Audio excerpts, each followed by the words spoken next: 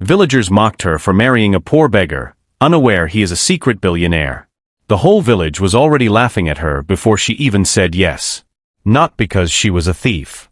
Not because she was stubborn. Not because she did anything wrong. They were laughing because the man who loved her had no shoes, no house, no family name, and carried his life inside a dirty sack.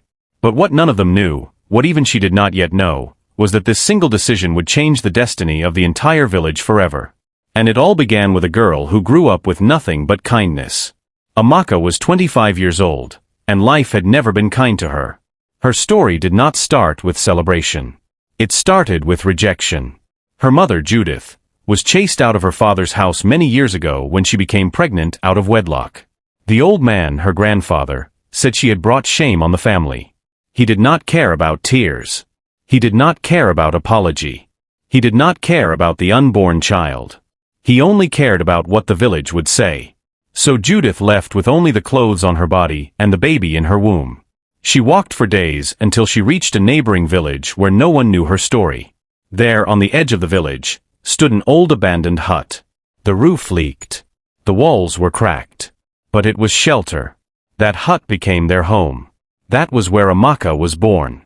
No ceremony. No visitors. No father's family. Only a young mother, crying in pain, holding her baby and whispering, "God, please help me raise her better than my life." They had no land. No farm. No relatives. No support. From the time Amaka could walk, she worked. She followed her mother to people's farms. They weeded. They harvested. They carried loads heavier than their bodies. When there was no farm work, Amaka fetched water for families. When there was no water job, she gathered firewood and sold it. Sometimes they ate only once in a day. Sometimes they slept hungry. Sometimes rain entered the hut and soaked their clothes. Yet Judith never allowed bitterness to live inside their house. Every night she told her daughter, "Amaka, no matter how poor you are, always appreciate small kindness. People's hearts are more important than their pockets." And Amaka listened. She grew into a beautiful young woman. Not just in face, but in heart. The villagers noticed. Some used her as an example to their own children. "Look at Amaka," they would say. "She is poor, but she is respectful. She works harder than rich people's children. She never insults anyone." But deep inside, some still saw her as the girl from the abandoned hut. The child of the woman that brought shame. Amaka never complained. She just worked. One evening, after fetching water from the stream, she met a stranger on the path. His clothes were torn. His feet were bare. He was sitting under a tree, holding a sack. "Sister," the man said softly, "please, can I drink water?" Amaka did not hesitate. She placed her clay pot on the ground and gave him the cup. The man drank like someone who had been thirsty for days. "Thank you," he said. "May God reward you." She smiled and walked away. The next day she saw him again, sitting at the village square under the big iroko tree. When he saw her, he stood up. "Sister," he called, "please can I have water again?" Her keg was empty. She had used the last of it at home. She looked at him and said, "Wait here. I will fetch water and come back." He thought she was joking. She was not. Amaka walked all the way back to the stream, filled her pot, and returned. The man was still there. He was shocked. "You came back?" he asked. She nodded. "I promised." He stared at her like he had never seen such a thing before. "Thank you," he said slowly. "I will return this kindness one day." From that day, they started talking. His name was Daniel. He said he had no home, no family, no work. He moved from place to place begging. Amaka invited him to their hut. When they had little food, she cut her own portion and gave him. Judith never complained. Instead she said, "Give him more." The villagers started talking. "Why is that girl always with that beggar? Does she not know her level? Is poverty not enough for them already?" Daniel began helping on farms. He worked hard. He never begged again. One evening he told Judith, "I want to marry your daughter." Judith was shocked. "But you are poor," she said. Daniel looked at her straight in the eyes. I will work hard. Your daughter will never sleep hungry. I promise. Judith turned to Amaka. What do you say? Amaka's voice was calm. I like him. He is a good man. That was how the beggar married Amaka. The whole village laughed. They said, poverty is in their blood. They said, who marries a beggar?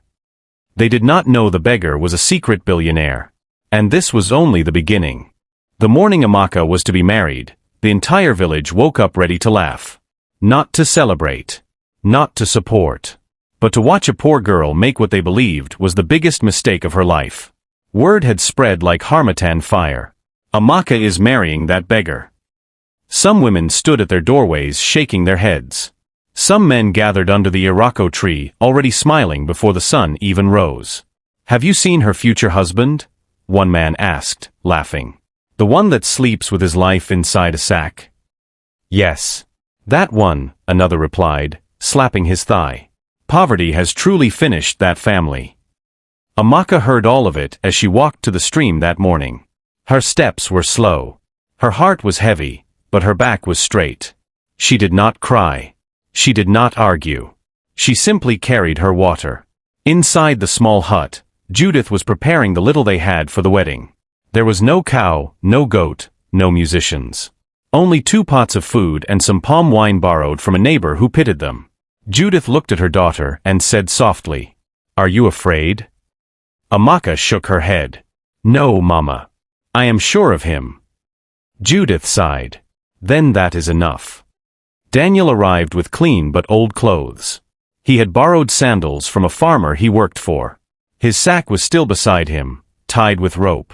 The village gathered around them. People whispered. Children pointed. Some laughed openly. One woman said loudly, Is this the groom? This is what Amaka carried all her life for. Another replied, Leave them. Poverty must marry poverty. The local elder who agreed to bless the marriage cleared his throat and spoke. Daniel, do you promise to care for Amaka? Daniel answered without fear. I do. Amaka, do you accept him? She nodded. Yes. There was silence for a moment. Then laughter. Let us see how long this will last, a man shouted. By next year she will return to her mother's hut. Amaka held Daniel's hand. He squeezed back gently. They returned to the hut as husband and wife. No celebration. No song. Only hope. That night, as rain fell through the broken roof, Daniel whispered, Thank you for believing in me. Amaka smiled. Thank you for loving me. Neither of them knew that this simple hut, mocked by everyone, would soon become the starting point of a miracle the whole village would never forget. The first morning Amaka woke up as a married woman. The sky was already bright, but their room was still dark. The rain from the night before had soaked part of the hut. One corner of the floor was wet. The smell of damp earth filled the small space. Amaka sat up slowly and looked around. Nothing had changed. No new bed. No new clothes. No new pots. Only a new name in her heart, wife. She turned and saw Daniel sleeping beside her on the thin mat. His face was calm. No worry. No fear. Just deep rest, like a man who had placed his life in God's hands. She smiled. Quietly, she stood up, tied her wrapper, and went outside. The village was already alive. Women were heading to the stream. Men were preparing to go to their farms. The same people who laughed at her yesterday were now looking at her with curiosity. One woman whispered to another, So this is the morning after the beggar's wedding. Amaka ignored them. She went to the stream, fetched water, returned, swept the hut, cleaned the wet floor, and began preparing breakfast, the little they had left, 2 cups of gari and groundnuts. When Daniel woke up, he found her sitting quietly waiting for him. Good morning, my wife, he said with a shy smile. She smiled back. Good morning, my husband. They ate in silence, not because there was nothing to say, but because every word felt too precious. After breakfast, Daniel stood up and said, I will go look for work. Amaka nodded. I will go with Mama to the farms. They walked out together. Some villagers laughed again. Look at the new couple going to labor, someone said. Instead of honeymoon, they are going to weed cassava. Daniel did not reply. They separated at the farm path. He went one way, Amaka and Judith went the other. That day was long. The sun was hot. The ground was hard. Their hands were blistered. At evening, Daniel returned with a small loaf of bread and a few coins. Amaka looked at him in surprise. "You found work." He nodded. "A trader in the next village allowed me to help him carry bags. He paid me." That night, they shared the bread and smiled like they had eaten a feast. Days passed. Weeks followed. Life remained hard. They worked every day. Sometimes they ate twice. Sometimes only once. Sometimes not at all. Yet something strange happened. Their hut was always full of laughter. Even Judith noticed it. One evening she said to Amaka, "I suffered for years, but I have never seen this kind of peace before." Amaka replied, "Love makes suffering lighter." Daniel continued going to the next village for work. Sometimes he returned late. Sometimes with little money. Sometimes with none. But he never complained. One afternoon, while Amaka was returning from the stream, she overheard some women talking. "That Daniel is useless," one said. "He should not have married. He cannot even feed his wife properly." "Amaka made a mistake," another replied. "Now she will suffer more than before." Amaka walked past them quietly. That night, when Daniel returned empty-handed, he sat outside the hut with his head down. Amaka sat beside him. "Is everything okay?" she asked. He looked at her. His eyes were heavy, but calm. "Yes," he said. "Just a hard day." She placed her head on his shoulder. "We will be fine." He closed his eyes. But inside Daniel's chest was a storm. Because Daniel was not a beggar. And this suffering was not what the world thought it was. That same night, when everyone was asleep, Daniel quietly walked into the bush behind the hut. He removed something from his sack and looked at it under the moonlight. It was a phone. Not an ordinary phone. It was sleek, expensive, shining even in the dark. He typed a message and sent it. Then he placed the phone back into the sack and returned to sleep beside his wife. And no one saw. The next weeks became even harder. The trader Daniel worked for left the village. Farm jobs reduced. Hunger visited often. One morning, Judith became weak and fell ill. Amaka panicked. They had no money for medicine. She cried that night. Daniel held her. "I will fix this," he whispered. The next day, he disappeared.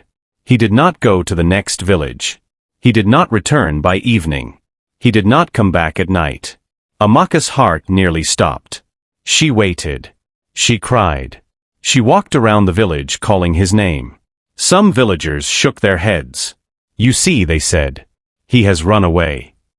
That is what beggars do. Amaka refused to believe it. She sat outside their hut all night. At dawn, Daniel returned. His clothes were dusty. His face was tired. But in his hand was a bag of food, medicine, and money. Amaka burst into tears. "Where did you go?" she asked. He smiled. "To look for help." She hugged him like she would never let go. That night, Judith took her medicine. They ate properly for the first time in many days. Amaka slept in peace. But the villagers began to whisper again. Where did he get money? Something is strange about that man. They were right. Because Daniel's life was about to turn upside down. And so was the village's. The village of Umuoma had many secrets, but none of them could compare to the secret Daniel was carrying inside that old sack. After the night Daniel returned with food, medicine, and money, something changed. The air around the small hut felt different, heavier, quieter, like something unseen was moving closer. Judith's health slowly improved. She could now sit outside again, watching the road. Amaka continued working on farms, but her mind was no longer fully on the soil beneath her feet. The questions inside her heart were growing. Where did Daniel go that night? Who helped him?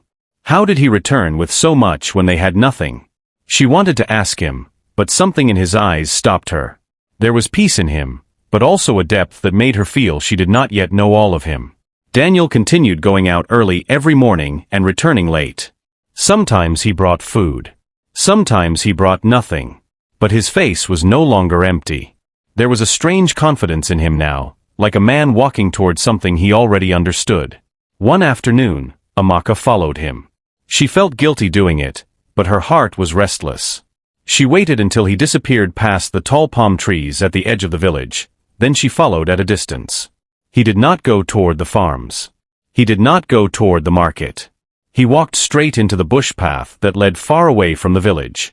Amaka's feet trembled, but she kept walking. After almost an hour of walking, she reached a small clearing. There was a parked vehicle, black, shining, expensive. Two men stood beside it, dressed in clean clothes that did not belong to village life. Amaka's heart skipped.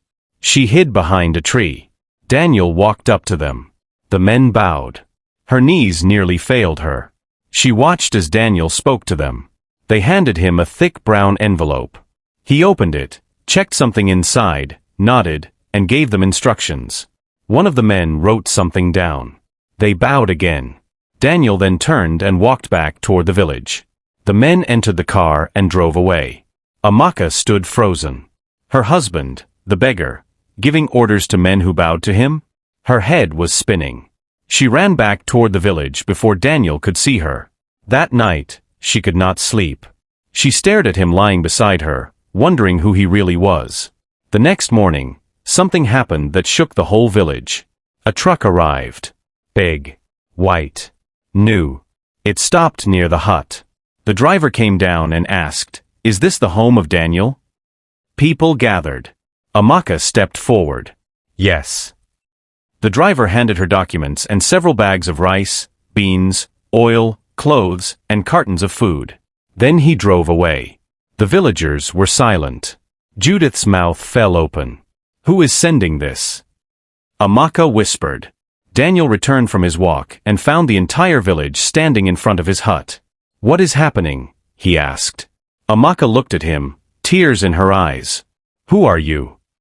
Daniel was silent. The villagers watched. He took a deep breath. I will explain. But not here. That night, inside the hut, he spoke. My name is Daniel Okery. My father owns companies in the city. Years ago, my family rejected me because I refused to marry the woman they chose for me. I left everything behind and chose to live among the poor to understand life. Judith began to cry. I came here with nothing. I wanted to know who would love me without my money. Amaka's chest felt tight. I met you, he said. You gave me water when you had little. You shared your food when you were hungry. Your kindness saved my life. He took her hands. I never lied about my love. I only hid my wealth. Amaka could not speak. Outside, the village slept, unaware that everything was about to change. And this was only the beginning of the storm. That night, after Daniel finally told them the truth, silence filled the hut like thick smoke. Judith sat on the mat, her hands trembling. Amaka knelt in front of her husband, staring at his face like she was seeing him for the first time. You are rich. Judith whispered. Daniel nodded. Very rich, Mama. Amaka felt dizzy. All the suffering. All the hunger. All the mockery. You watched me carry firewood. You watched me cry when there was no food, and you had money? Amaka asked softly. Daniel's eyes became wet. I wanted a wife who would love me, not my money, he said.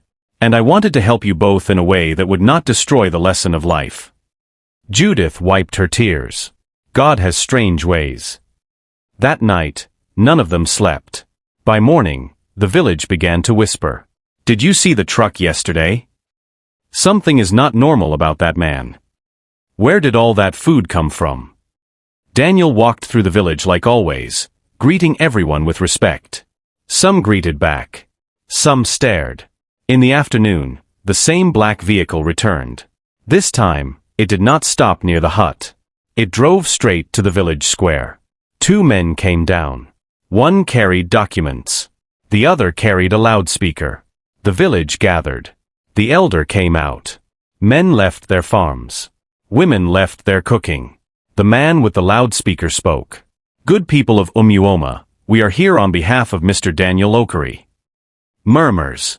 That beggar, someone whispered. Yes, the man continued. Mr. Daniel Mockery is the new owner of the land that surrounds this village, including the abandoned farmlands and the old cocoa estate. The crowd gasped. He is also building a health center, a school, and a water borehole for this community. Construction begins next week. People froze. And he requests that no one disturb his wife and her mother. Then Daniel stepped forward. The same Daniel who used to beg for water. Silence swallowed the village. The elder's voice shook. Daniel, is this true? Daniel bowed slightly. Yes, sir. Some women fell to their knees. Some men removed their caps. The same people who mocked him. The same people who laughed at Amaka. Now standing before a man with power.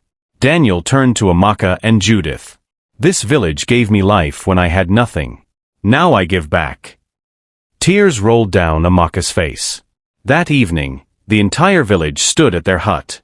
The same women who called Amaka cursed now called her blessed. The same men who laughed now bowed. Judith looked at them quietly. And in her heart, she knew.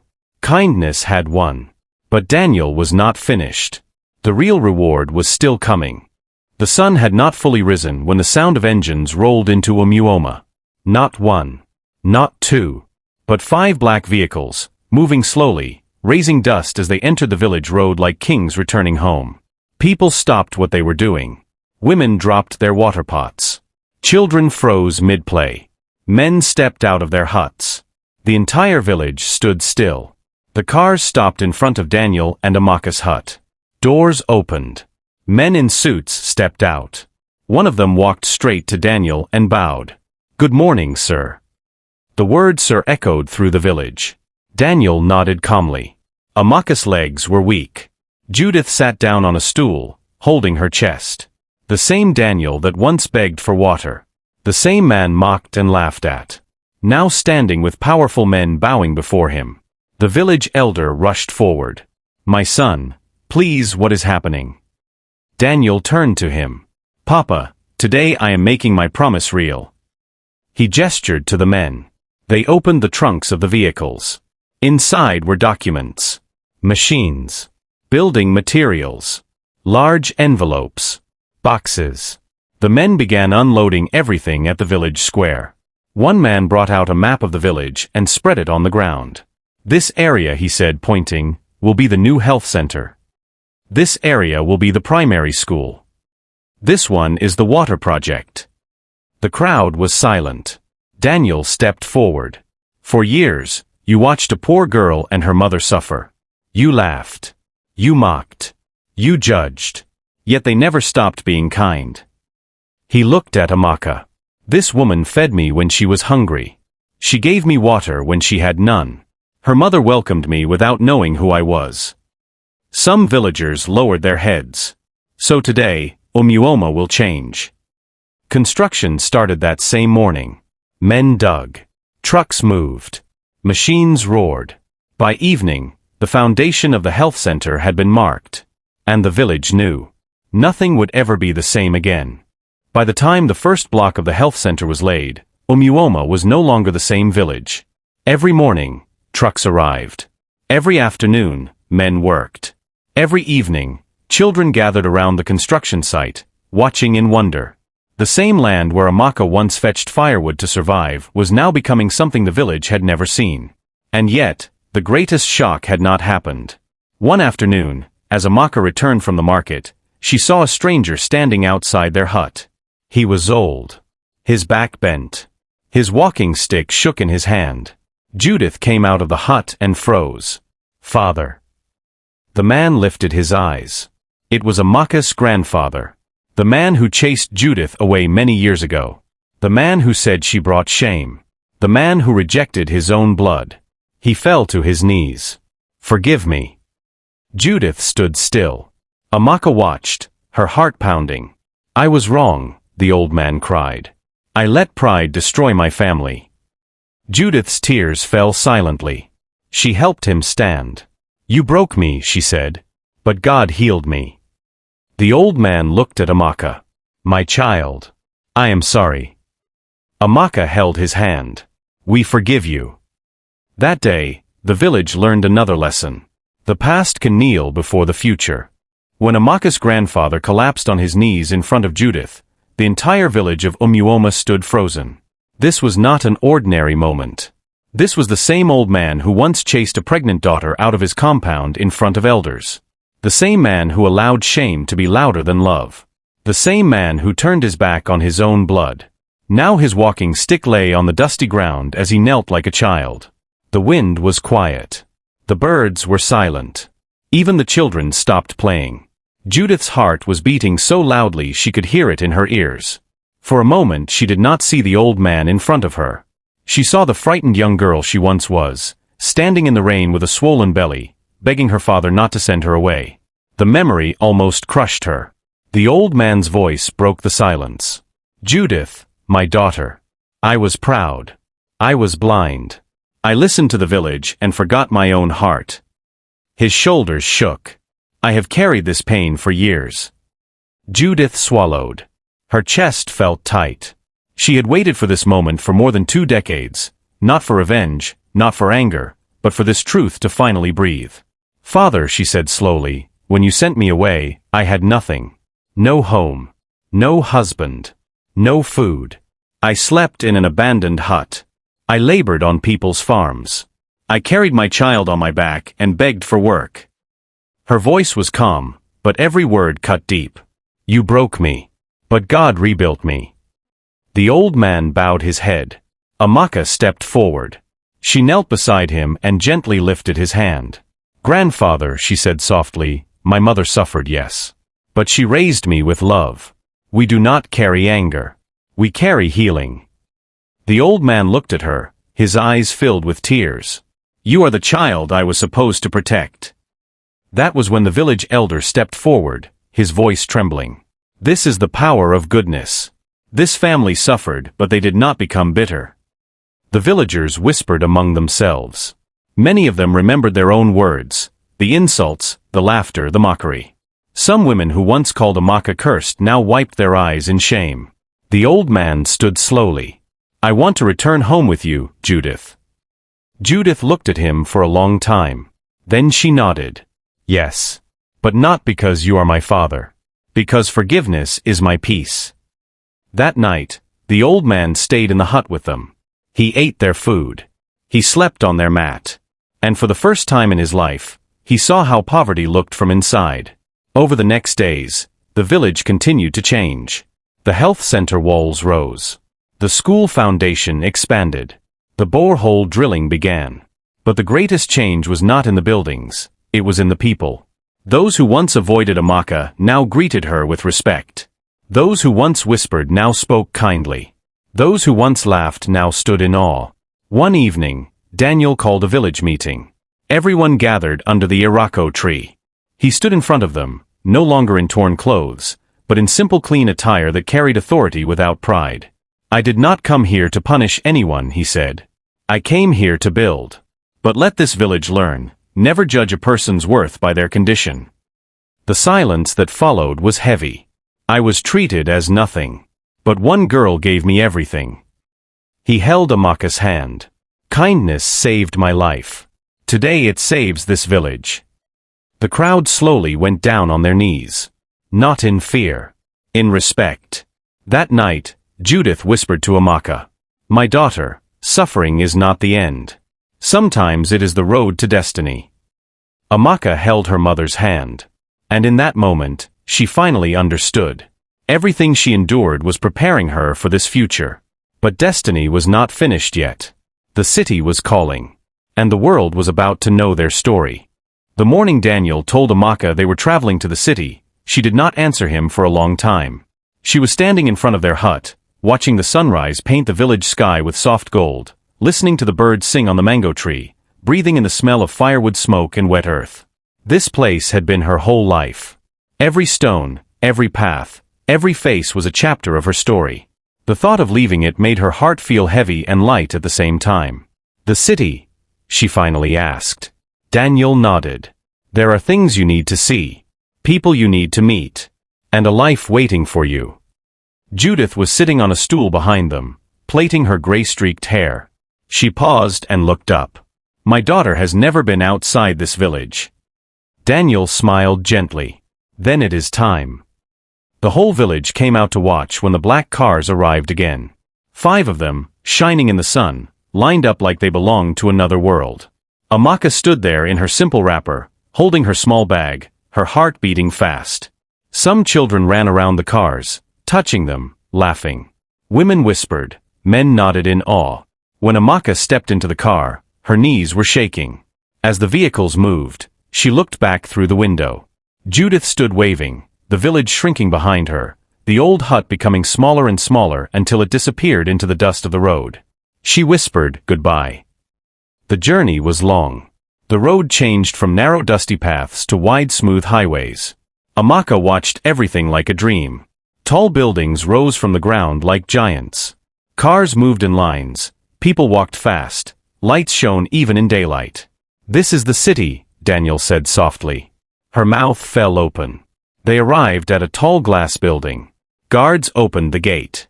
The cars drove inside a beautiful compound filled with flowers, fountains, and clean white stones. At the center stood a mansion that looked like something from another world. Amaka's hands were shaking as she stepped out. This is our home, she asked. Daniel nodded. She could not speak. She could not breathe properly. She remembered the leaking roof of the hut, the cracked walls, the cold nights. Now she was standing in front of a palace. Inside the house, the floor shone like water. The ceiling was high. The furniture was soft. The smell was sweet and clean. A group of workers lined up. Welcome, madam, they said together. Amaka turned to Daniel. They called me, madam. He smiled. Because you are. Her life changed that day. New clothes. New bed. Warm bath. Hot food. Peace. Yet Amaka did not become proud. The first night in the mansion, she cried. Not from joy alone, but from the memory of every painful step that led her here. Over the next weeks, Daniel introduced her to a world she never knew. She met business partners, company workers, lawyers. People bowed to her. They respected her. They listened to her. But inside her heart, she remained the same girl who fetched water from the stream. One afternoon, Daniel took her to his office. The building was tall, shining, filled with glass and light. On the wall was a large sign. Mockery Global Group. She looked at it and laughed softly. This is your name.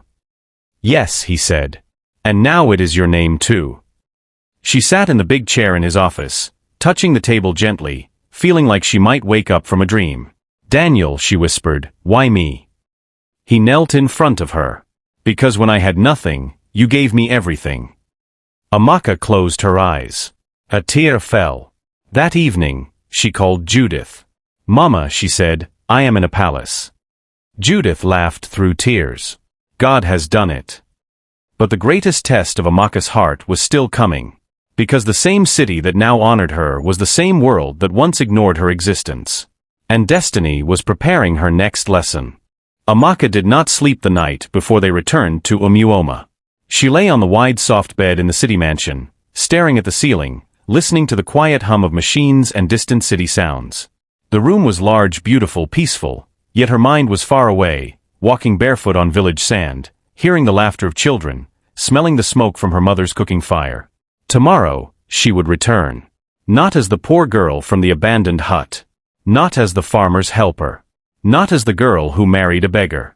She would return as Mrs. Daniel Mockery.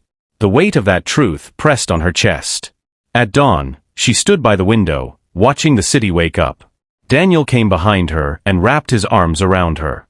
You are thinking of them, he said. Yes, she replied. They watched me suffer. They watched me work. They laughed at me. Now I am afraid of how they will look at me. Daniel turned her around. Do not go there with pride. Go there with purpose. She nodded. By mid-morning, the convoy was on the road. 5 black cars. Security in front and behind. Boxes of gifts in the trunk. Medical equipment. School supplies. Clothes. Food. The road to Umuoma felt shorter than before, but Amaka's heart beat harder with every mile. When the first roofs of the village appeared, her breath caught. Daniel, she whispered, this is my home. The cars slowed. People began to gather. Children ran alongside the vehicles shouting, they are coming! They are coming! When the cars stopped at the village square, the entire village was waiting. The elder stepped forward. Welcome. Amaka stepped out. Silence fell. They stared at her. Her clothes were simple but elegant. Her hair was neatly styled. Her posture was calm and strong. Her eyes carried both the village girl and the city woman. She walked slowly. Some women began to cry. Some men removed their caps. The same people who once mocked her now stood in awe. Amaka did not raise her voice. She did not insult them. She did not boast. She smiled. Good afternoon. The villagers replied together, Good afternoon, madam. She looked at the hut where she once lived, now replaced by a strong new building Daniel had quietly built for Judith. Her mother came out and ran into her arms. They held each other, crying. That day, Amaka addressed the village. I did not return to shame anyone. I returned to thank you. This village shaped my life. My suffering here built my strength. She paused. But let us teach our children something new. Never judge a person's future by their present. The village elder nodded slowly. They shared the gifts. Food was cooked. Music played. Laughter returned. But the most powerful moment came when Amaka walked to the old women who once laughed at her. She knelt. My mothers, I greet you. They broke down in tears. That night, the village slept differently. Not in shame, but in hope. Because one of their own had risen, and did not forget them. And yet, one chapter remained. The final reward. The full circle. The destiny of kindness. The moon hung over Umuoma that night like a silent witness. The village that once slept in hunger now slept in hope. Music had stopped. Laughter had faded. People lay in their homes thinking of the same thing. The girl they once mocked had returned as their miracle. But Amaka did not sleep. She sat outside her mother's new house, wrapped in a soft shawl, staring at the stars. Daniel sat beside her. You are quiet, he said. I am remembering everything, she replied. The hut. The hunger. The pain. The laughter of people when we had nothing. And now this. Daniel held her hand. You deserve it. Amaka shook her head slowly. I did not work for wealth. I worked for survival. What I deserve is the chance to give back. At sunrise, she gathered the village again. This time, not under the Irako tree, but inside the newly completed health center courtyard. The building stood proud, painted white, shining in the sun, with the words, Gift of Kindness. The villagers stared in awe. Amaka stepped forward. This is not Daniel's project alone, she said. It is the reward of kindness. This village raised me in suffering, but it did not crush my heart. She turned and called out, Mama Judith. Her mother stepped forward, her hands shaking. This woman taught me when we had nothing to give thanks for everything.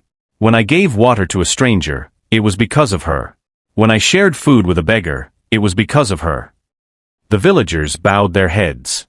Amaka continued. And today, I announce the creation of the Amaka and Judith Foundation. Gasps filled the air. This foundation will sponsor the education of children who cannot afford school. It will support widows. It will provide food and training for young people. Tears rolled down many faces. She turned to the crowd. Let the story of Umuoma teach the world. Kindness is not weakness, it is power. Daniel stepped forward and placed a crown on her head. Not gold. Not diamonds. But woven with simple white beads and palm leaves. A symbol of peace and purpose. This is the crown of the village, the elder declared. You are our daughter. Our queen. The villagers knelt. Not because she was rich, but because she was righteous. That evening, Amaka visited the stream where her story began. She carried water again, not because she had to, but because she remembered. She poured it on the ground and whispered, Thank you, God.